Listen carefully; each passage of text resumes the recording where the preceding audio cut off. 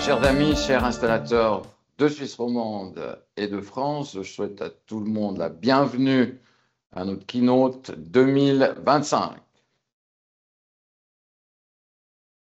Alors, comme l'année passée, donc le webinaire est enregistré. Le microphone pour vous et votre caméra sont bien sûr éteints. Je suis en mode dictateur là. Et les questions peuvent être posées par chat. Et les réponses seront bien sûr disponibles sur notre site web. Alors, ce matin, je vais vous parler des tendances, des dernières tendances et évolutions dans le domaine du télécom et quels sont les développements et les réponses de PeoplePhone à ce sujet. Ensuite, nous aurons Sarah Bana qui va nous présenter les dernières informations, les dernières updates de 3CX, suivi de la présentation de notre Sales et Partner Manager de la Suisse romande, Daniel Passera, qui vous expliquera un petit peu la feuille de route de PeoplePhone en français. Voilà, avant de vous parler des évolutions de la technologie, quelques informations sur PeoplePhone dans différents pays. Alors, comme vous le voyez, pardon, j'ai été un trop vite là. Voilà, comme vous le voyez, nous avons bien développé le business en Suisse avec une croissance de 10% l'année passée. En Allemagne, une croissance de 20% et en France, une croissance de 40%. N'oubliez pas que nous sommes dans un marché du réseau fixe où la tendance est plutôt à la baisse. Donc, c'est quand même toujours impressionnant que depuis des années, nous croissons dans un business qui est en train de baisser. Ensuite, une chose importante, nous continuons chaque semaine à faire entre la Suisse, l'Allemagne, l'Autriche et la France, plus de 100 nouvelles entreprises par semaine. L'année passée, nous avons développé le business de Microsoft Teams avec 33%. Et la super bonne news de l'année passée, c'est l'évolution de 3CX, où là, nous avons progressé de plus de 60% grâce notamment aux licences et puis à PeoplePhone 3CX Hosted. Bien sûr, on a eu l'année passée de nombreuses récompenses pour la 11e fois, excusez-moi, l'année passée. Nous avons été à nouveau sur le podium de Bilanz Telecom Rating. Merci à tous les installateurs suisses, car on sait que c'est chaque fois un petit peu un travail, mais je pense aussi important toujours pour pouvoir faire un peu de pub vis-à-vis de vos partenaires, de vos clients qui ne nous connaissent pas, de dire qu'on est toujours sur le podium, qu'on a gagné 7 ou 8 fois déjà. Et un peu la surprise l'année passée en Suisse romande, on a été vainqueur dans le Bilanz Telecom Rating de la catégorie mobile, qui a mentionné PME Magazine en 2024. Donc, nous avons lancé l'année passée la solution mobile et nous avons déjà été les premiers. Voilà. PeoplePhone est bien sûr non seulement en Suisse et en France, on est toujours également en Allemagne, en Pologne, en Lituanie, en Slovaquie, avec des employés, avec plus d'une centaine d'employés. On est également enregistré en dehors de ces pays, en Italie, en Espagne, au Portugal, en Hollande, en Belgique, au Luxembourg et depuis l'année passée également en Finlande. Donc cela veut dire que nous sommes provider officiels dans 14 pays européens. Bien sûr, il y a d'autres pays qu'en Europe, comme l'Angleterre, bien sûr l'Angleterre et puis en Europe, les USA et le Canada et d'autres pays qui n'ont pas besoin d'avoir un enregistrement pouvant nous donner vos numéros. Voilà, j'en viens maintenant au cœur de ma présentation. Quelles sont les tendances dans les télécoms? Alors, nous avons isolé 5. Alors, tout d'abord, tout ce qui est CPaaS. CPaaS, c'est la Communication Platform as a Service. Donc là, on parle d'API. Ensuite, l'arrivée de l'intelligence artificielle. Donc, bien, je n'ai pas besoin de donner trop de détails. Tous les journaux nous bombardent avec ça. La sécurité qui doit en permanence être améliorée. L'importance de l'analytics, ça c'est aussi quelque chose qui est un thème de plus en plus important. Qu'est-ce qu'on fait de toutes nos données? Et puis ce fameux CX, Customer Experience. Quelles sont les réponses de PeoplePhone à ce sujet? Alors, premièrement, pour le CPaaS, on a déjà développé l'année passée le SMS API. Cette année, nous allons sortir l'été le Voice API. au niveau de l'intelligence artificielle, on va vous proposer un produit cet été qui va s'appeler PeoplePhone Voice AI. Je vous explique ça un peu plus tard. Au niveau sécurité, ce qui est important, alors les Français peut-être déjà connaissent ça, peut-être pas les Suisses romands.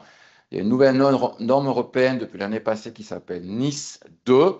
Et nous voulons être pas certifiés, vu qu'il n'y a pas de certification, mais nous voulons être à la hauteur de ce NIS 2 dans tous les pays de PeoplePhone.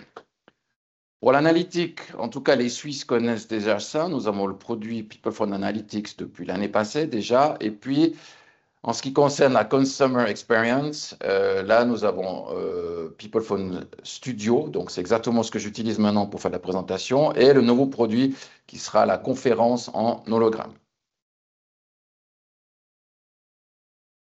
Alors, on commence par CPaaS. Alors, qu'est-ce que c'est CPaaS? Encore une fois, Communication Platform as a Service. Donc, c'est une plateforme qui permet aux entreprises d'intégrer des fonctions de communication directement dans leurs applications ou dans leurs services ou dans leur website.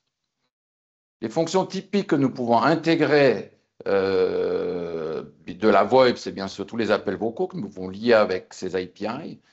Les messages textuels, SMS, etc. et des notifications push. Alors, il y a toute une ribambelle d'autres possibilités, mais c'est là un petit peu que nous concentrons. Quelles sont les réponses de PeoplePhone à ce sujet? Donc, comme je l'ai dit l'année passée, nous avons déjà introduit le SMS API avec des explications sur notre page développeur.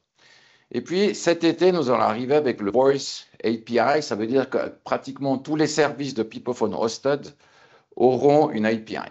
D'ailleurs, nous allons utiliser ça pour programmer le call flow dont Daniel vous parlera un peu plus tard.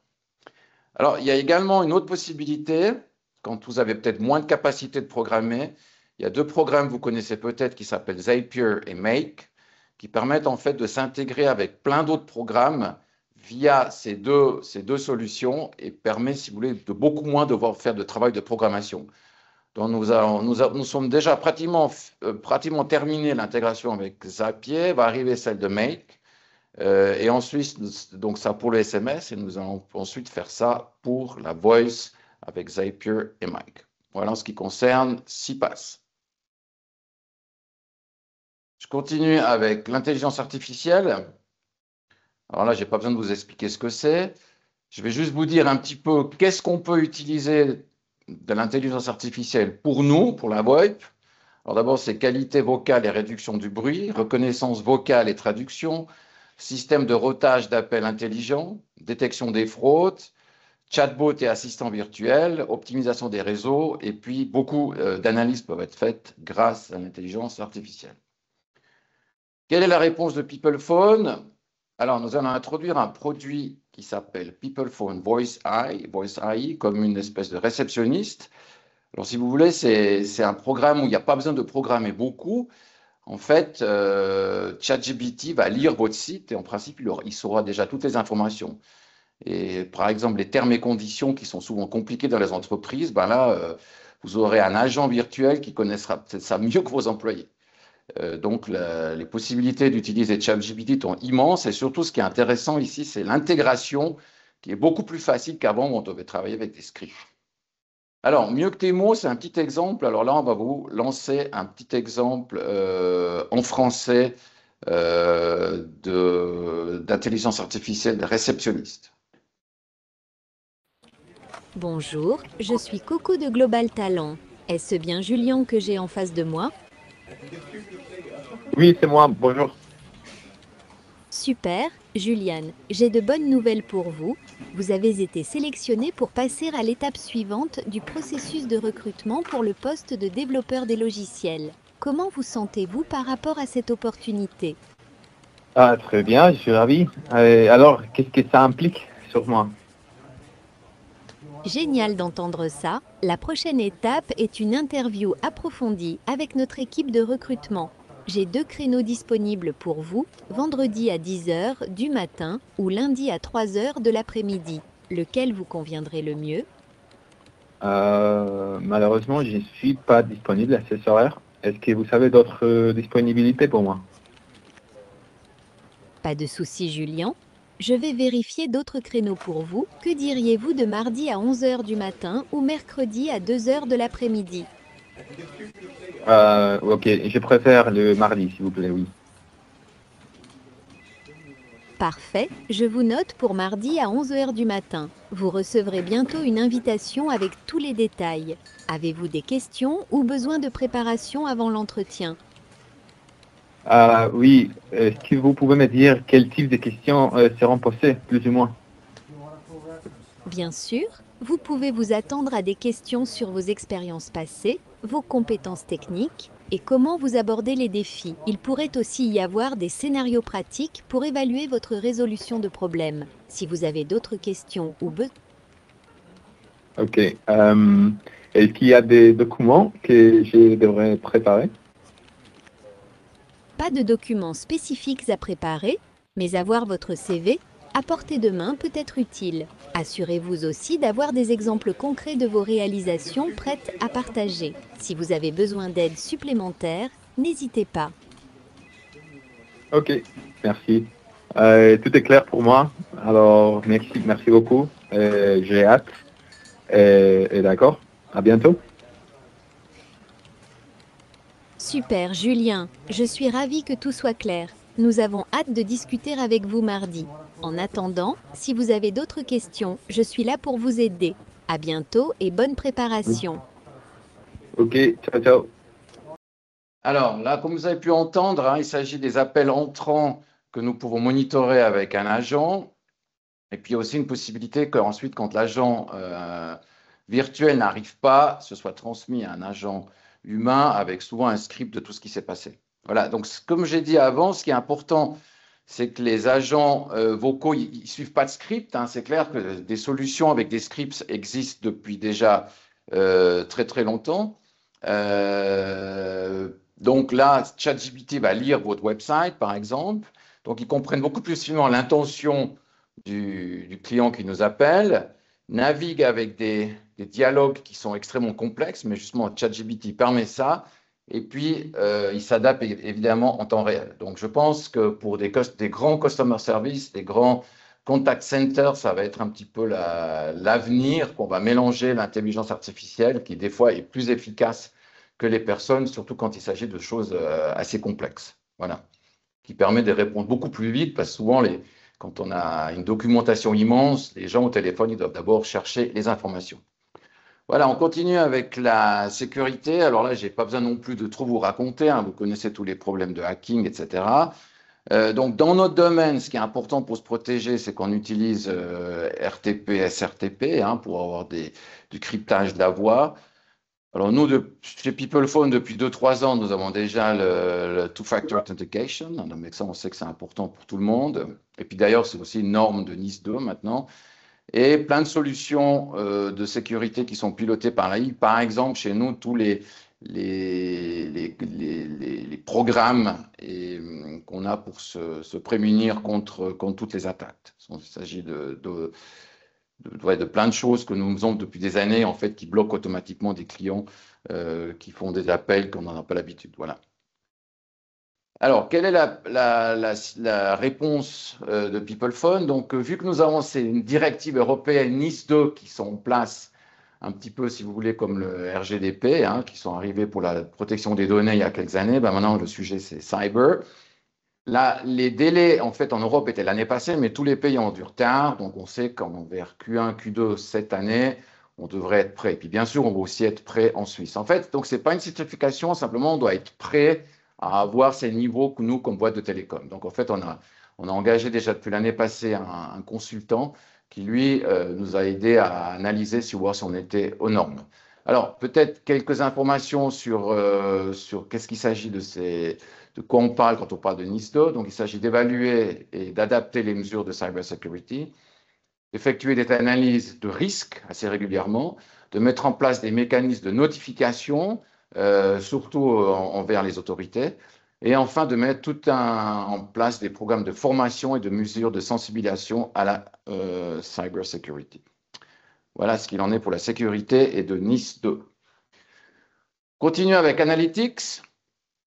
Alors, que permettent ces outils? Alors, ils permettent d'évaluer les performances des appels, les interactions avec les clients et surtout d'améliorer la productivité des équipes. Bien sûr, on parle également de surveillance en temps réel avec des métriques d'appel en temps réel, où là, en fait, ça nous permet d'avoir des décisions éclairées sur l'affectation des ressources, hein. Donc, c'est important de savoir s'il y a des gens qui ont moins de tickets, plus d'appels, moins d'appels, etc. Et puis, ça permet également aux clients d'avoir un aperçu de ces services, donc d'améliorer, d'adapter ces services et d'améliorer la satisfaction aux clients. Quelle est notre réponse à ce sujet? Alors là, il y a déjà 2 produits que nous avons lancés avec PeopleFone Hosted l'année passée. Alors, il y a Analytics Basic et puis également lancé l'année passée PeopleFone Analytics Advanced. Donc, si jamais vous ne connaissez pas ces produits, vous pouvez toujours vous adresser à Daniel ou à Jean-François en France qui vous expliquera ça. Alors, cette fameuse Customer Experience, tout le monde parle de CX maintenant. Alors là, en fait, on parle de nouvelles innovations qui aident beaucoup à améliorer donc le service à la clientèle. Donc là, on parle d'expérience omnichannel, on parle de solutions libre service. Alors nous, on avons déjà les solutions prépayées depuis longtemps.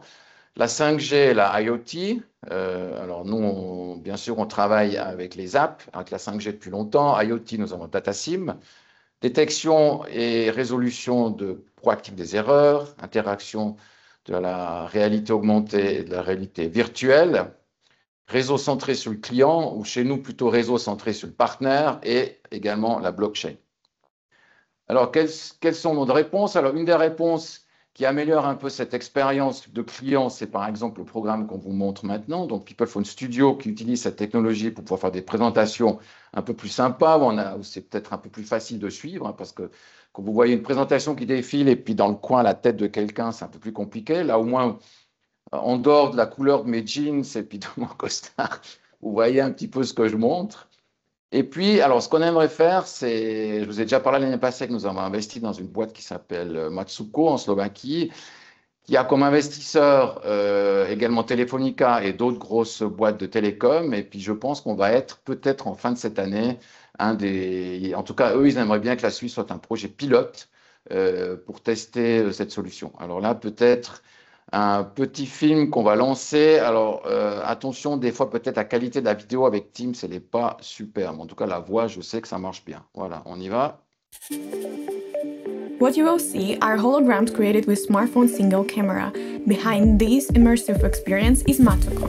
Welcome to the world of 5G and holograms. Deutsche Telekom, Orange, Telefonica and Vodafone together conducted a successful trial of holographic presence delivered by Matsuko.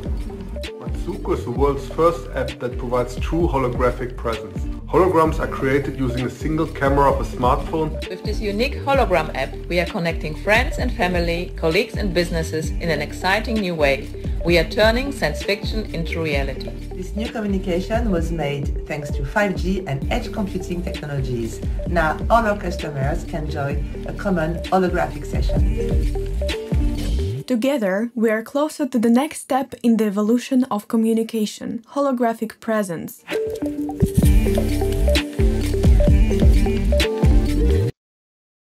Voilà, vous avez tous vu que Teams n'est pas encore vraiment au point pour mettre des vidéos, hein, donc si vous voulez passer des vidéos, des fois ça marche, des fois ça ne marche pas, dépend de la congestion du temps. Mais bon, en fait, c'est une solution de conférence de vidéo, mais aussi ce qui est important dans cette solution, on va pouvoir mettre des objets.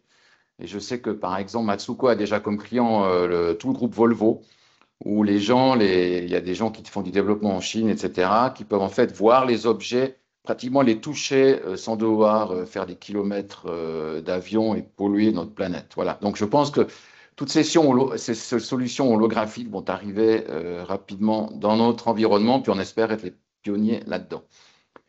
Voilà. Ensuite, comme récapitulatif d'un peu de tous ces nouveaux produits, je voulais vous montrer une matrix avec sur l'axe des X, l'intégration des partenaires, un petit peu le niveau, donc niveau classique, là sur la gauche, et puis plus à droite, niveau avancé, un niveau un peu plus innovatif avec de la programmation, et puis sur l'axe des Y, la profitabilité. Alors, bien sûr, j'ai essayé de d'abord mettre nos produits que nous avons depuis des années, hein, donc bien sûr, les 2 plus grosses choses, c'est les SIP trunking avec tous les PBX possibles. Nos solutions hostées, bien sûr, on vend aussi du data sim, du mobile, d'Internet, mais bien sûr, pour nous et pour vous, peut-être avec un peu moins de profit. Alors maintenant, j'ai essayé de mettre les nouveaux produits. Alors, je pense quelque chose qui va être très important. Alors, bien sûr, qui va demander peut-être un niveau d'intégration un peu plus haut, un niveau de programmation plus haut, c'est tout ce qui est Voice API, mais on est vraiment sûr que dans le futur, il faudra intégrer toutes ces solutions. Bien sûr, on peut aussi faire ces intégrations, comme je vous ai dit, avec Zapier et Make, où là, il y a moins besoin de programmation. Alors, peut-être il y a moins de travail, donc pour ça, vous allez peut-être facturer un peu moins. Mais c'est quand même quelque chose qui est important. Puis, bien sûr, toutes les intégrations sur CRM et ERP qui peuvent être moins complexes ou plus complexes. Nous aurons bien sûr aussi le PeoplePhone Holo, la Voice AI, qui ne demandera peut-être pas beaucoup d'intégration de votre part, SMS API, il y a également d'autres produits comme PeoplePhone Studio. Voilà, le dernier chart que je voulais vous montrer, c'est les vagues technologiques pour vous, les installateurs. Vous soyez quand même conscient peut-être où vous en êtes vous-même en fonction de ces vagues pour l'évolution, parce que bien sûr, non seulement les télécoms changent, mais les installateurs changent aussi. Alors bien sûr, vous avez tous connu, juste dans les années 2017-2018, avant qu'il y ait la VoIP, de faire des lignes IP, ou même quand il y avait la VoIP, mais en principe, tout était on-premise.